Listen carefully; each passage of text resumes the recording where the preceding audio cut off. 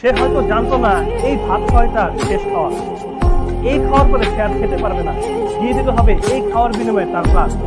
কথা বলছিলাম দাবিতে ভরে যাওয়া একটি ন্যাক্কারজনক ঘটনা নিয়ে। চোর সন্দেহে একটি পাগলকে পিটিয়ে হত্যা করা হয়েছে, যেখানে ইসলামে চুরি করে ধরা পড়লেও মেরে ফেলার কোনো বিধান নেই, হাত বিধান রয়েছে, সেখানে একটি পাগলকে কিভাবে মারা হচ্ছে। এই ভাইটি মূলত পাগল ছিল।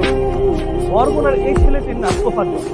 তিনি ইসলামী একটি চেয়ারম্যানের মেয়ের সাথে প্রেম হয় এবং ওই মেয়েকে তার বাবা অন্য জায়গায় বিয়ে দিয়ে দেয়।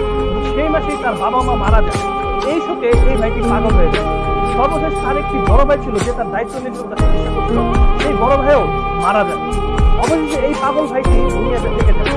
হয়তো এই ভাইটি দাবিতে গিয়েছিল খাবার জন্য, খাবার খুঁজতে গিয়ে এই ভাইটি এরকম একটি নির্মম পরিবেশের শিকার হবে আমি ভাবতে পারছি যে আমার কোথায়। এই জন্য কি বাংলাদেশ স্বাধীন হয়েছে? আবার একটা মানুষ খাবার খুঁজতে এসে মারা যাবে, যেখানে পাগলের উপরে শরীয়ত নেই, ইসলাম পাগলের উপরে কোনো শরীয়ত রাখেনি, তার নামাজ নেই, তার কোনো প্রকার হিসাব নেই, আর সেখানে আমরা কি করলাম? আমরা তাকে সামান্য চোরের অপবাদে, যেটা প্রমাণিত না সেই অপবাদে তাকে আমরা ফেললাম। এবং আপনি দেখুন মানুষগুলো কতটা খারাপ, তাদের চিন্তা ছিল না যে মারার আগে তাকে ভাত খাওয়াচ্ছে। এই ভাইটির একটি কথা খুব ভালো লেগেছে, তাকে জিজ্ঞেস করা হচ্ছিল যে ভাতটা কেমন হয়েছে, সে বলছে আল্লাহর রহমতে আলহামদুলিল্লাহ, আল্লাহর রহমতে ভালো হয়েছে। দেখুন পাগল হলো সে, আল্লাহ শুকরিয়া করতে কিন্তু ভুলেনি। তাহলে এই ভাইটিকে আপনারা কিভাবে মারবেন? আপনাদের বিবেক কোথায়?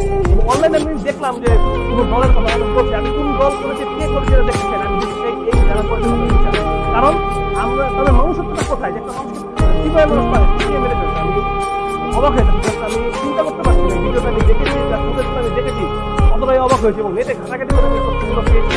এই জন্য আপনার সামনে আমি তুলে ধরলাম যে পাগলকে এভাবে মারতে পারে তারা কখনোই মানুষ